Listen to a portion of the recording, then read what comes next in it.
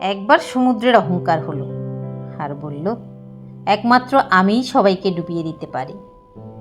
তারপরে একদিন এক ফোঁটা তেল এলো আর সমুদ্রের উপর সে সাঁতরে চলে গেল।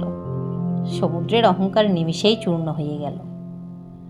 যদি কেউ বলে আমি সব কিছু করতে পারি, তাহলে এটি তার বিশ্বাস।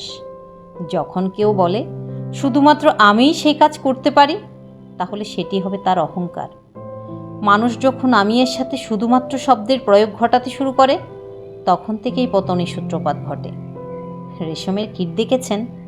সে বরদান পেয়েছে, নিজের সুরক্ষার জন্য সে খোলস বানাতে পারে। সে খোলস বানাতে এতটাই মত্ত হয়ে যায় যে নিজেই সেই খোলসে আটকে পড়ে মারা যায়। গর্ব করা ভালো, কিন্তু অহংকার নয়।